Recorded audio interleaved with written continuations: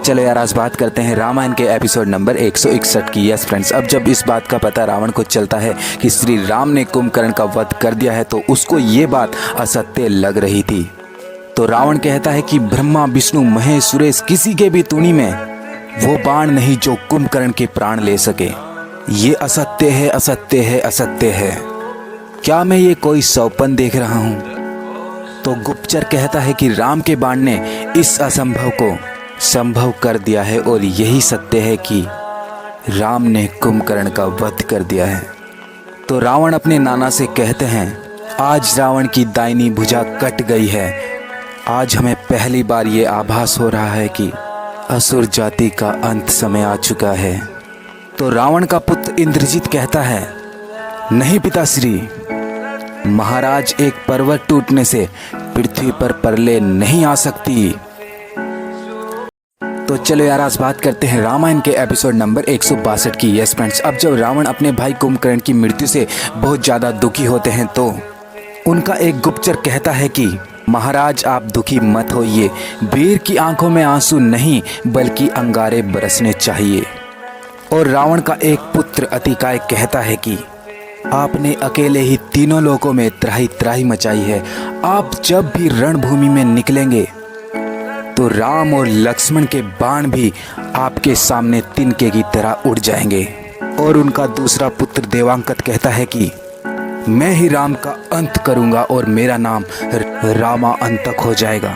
और अब रावण का पुत्र अतिकाय कहता है कि पिताश्री हम चारों भाइयों ने, मैंने, अंकत, नरांकत और तिरसरा ने ये वचन लिया है कि हम ही युद्ध के मैदान में जाकर उन दोनों भाई का अंत करेंगे।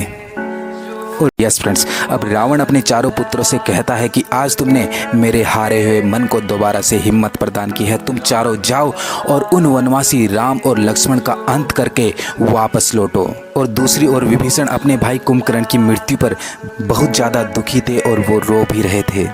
तो लक्ष्मण कहते हैं कि महाराज विभीषण धीरज रखिए, होने को कोई नहीं टाल सकता। तो विभीषण कहते हैं कि कुंभकर्ण जैसा भाई मिलना बहुत ही कठिन है। मैंने सदा उनके आश्रय में प्यार ही पाया था। मुझको आज ऐसा लग रहा है कि मैं संसार में अकेला ही रह गया हूँ। मैं आज अपने ही भाई के मृत्यु का कारण बन चुका हूँ। श्री राम विभीषण को समझाते हैं और कहते हैं, कोई किसी की मृत्यु का कारण नहीं बनता, काल स्वयं उसको मृत्यु का कारण बना देता है। वो एक बहुत ही वीर योद्धा था, लेकिन उसने पाप का साथ दिया और इसी कारण से उसको ये सब भोगना पड़ा। तुम जिन्हें आपका कोई भी दोष नहीं है।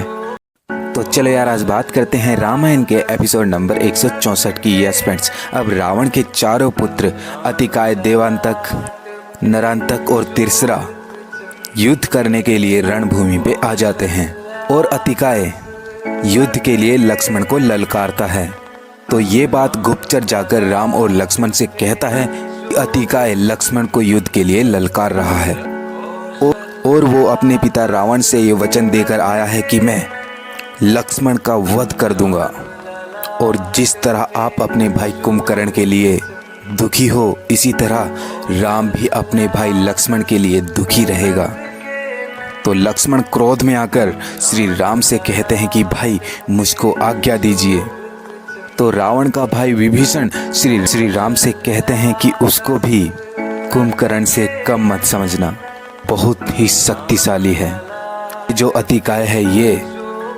तो चलो यार आज बात करते हैं रामायण के एपिसोड नंबर 165 की। यस फ्रेंड्स, अब विभीषण श्री राम और लक्ष्मण से बताते हैं कि ये अतिकाय रावण की दूसरी रानी धन्य मालिनी का एक पुत्र है।